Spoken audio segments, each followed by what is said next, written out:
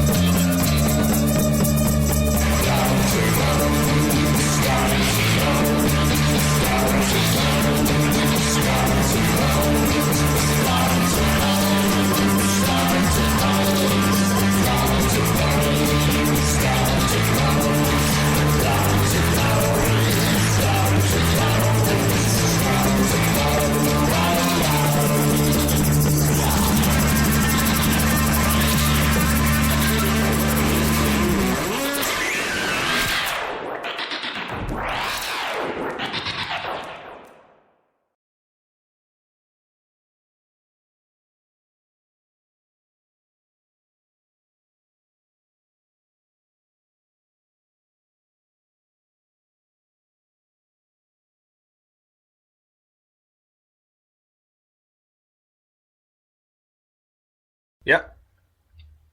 Yeah, go through the speaker. All right. We good? Can you hear everything? Absolutely. Perfect. All right. So tonight, you guys are my guests. Marathon guys, welcome to the show. Hello. What's going on, man? Man, I am so happy to have you, and it's been a long time coming. And first and foremost, I want to thank you formally for sending that package with the T-shirt, the CD, the stickers, and everything. That was really nice. I really appreciate it. Hey, of course, man. You're welcome. We appreciate your support, man. Man, I love the band. I love the band. And the thing is, no, you guys are actually not that far off. And one of these days, because you're in Pennsylvania, correct? Absolutely. Yeah. So no, you're not that far off. And one of these days, maybe I'll get down to Pennsylvania to see a show. First off, the name Marathon. I mean, obviously, there's so many different ways you can think of it. Where did you guys come up and say, you know what, this is good for our band? It's actually the name of a K.O.Dot song. I was like really heavily into this band called K.O.Dot from Brooklyn. Okay. And yeah, it was like, I think it was the first track off of their first album. And I don't know, it just had a good ring to it. It was simple. I figured it was easy to remember, so we just kind of stuck with that. Yeah. Well, it's definitely an easy one. I mean, between for people in the U.S., obviously there's a Marathon gas station, right? So. Yeah. And then, in the past that were worse. Trust me. Yeah. This one stuck, so we're rolling with it. But next up, I just it's always a curiosity to me. Like, how did you guys come together? Did you guys know each other in school? Like growing up, like how did you guys kind of form as a band? Well, Zach and Eric, our vocalist and our rhythm guitar player, they're brothers. Along with our keyboardist Paul, he's their cousin. So we got a little bit of a family band going on. And besides that, Rob and I, bass and percussion, myself, we all grew up close friends and eventually all ended up meeting each other just through the music community in the area. Craigslist. Yeah. But no, we've been friends since we were little guys, and we're still friends now. And music was one of the first ways we really clicked. Even I think Zach and I, when I think back to he and I really bonding as family members, I think it was just over music that we liked and discovering different albums through each other. And now here we are, playing music together. So it kind of was a prophecy, I guess, however many years ago that was, probably over a decade. absolutely, Yeah. the prophecy has been fulfilled. Now, with the style of music, I mean, we're not gonna kind of generalize it to one specific brand here, but when you guys were initially kind of coming together and forming this stuff, did you guys kind of have an idea of kind of what direction you're going to go in already, or did you guys just kind of start jamming together and kind of the sound came from that? I had the main idea together that I kind of wanted to do some sort of like indie project mixed with progressive rock, like the kind of stuff that I started playing guitar with, like Mahavishnu Orchestra and even the Mars Volta. And then I was really into Radiohead as well, so I wanted to kind of add that ambient flair to it. And yeah, basically it was all songs that I had written and I kind of demoed out and then I asked my brother if he wanted to sing and play some guitar on the demos, and from then I contacted Paul. Became a band. Got Rob. Yeah, we pretty much just embodied it then.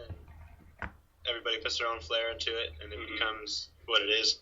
You know, that's a kind of an eclectic mix, and I am both a fan of Radiohead and the Mars Volta. I mean, that's completely cool, one on the spectrum to the other. But it's such a cool mix, though. To be able to combine those two is quite the feat, because I mean, Mars Volta. I mean, they're pretty much it's like rock on crack and ADD, you know. Just because there's so many progressive chord changes and it goes so quickly all the time, so it's kind of hard to narrow it down. Then you go to Radiohead, where they're extremely experimental, and you know, came up with one of the most experimental records that I think that we'll agree is one of the best ones of our time is Kid A. Oh yeah, absolutely. Kid A is great. So, that's like number one for me. So in mixing those two together, man, that's quite it's quite the challenge. Yeah. So do you kind of use well, let's put it this way: when you guys, even guys before you start recording the album, when you record songs. Is it necessarily always a group effort, or does one certain person bring something different to the table each time? Well, a lot of this previous album that we put out in September of 2013, that was the majority of that was me, and our drummer recorded drums, and a lot of that one was basically me. But from then, we've been just playing live and kind of doing completely different things to the songs. And this whole next record we're working on is definitely a lot more collaborative. Right on. We're actually going to get to one of your songs from the self-titled album in just a moment here. Now, just before we get into this specific song, and I've made no secret of it, that is probably my favorite song on the album, "Ghost of Ours." Now, with this one, with the harmonies, I mean, is it layered, or is it actually you guys actually harmonizing together? Because sometimes it's not as easy to tell. Yeah, that one we pulled that off live, and that was one of the first demos we did. Well, the first demo I did, and then added my brother into it and kind of posted it and got a lot of great feedback, and so that one made it onto the album. Well, we're going to get to it in just 2 seconds here, but yeah, this is definitely, like, out of all the songs of the album, this is the one that really caught my ear, and it's one of those ones, like, this is, like I said, my favorite song, and this is the one song that when I start getting people to kind of listen to you guys, it's the first song I shoot at them, so. Well, thank you so much, man, that's awesome. So, and without further ado, we're going to get to Ghost of Ours by Marathon. Dig this.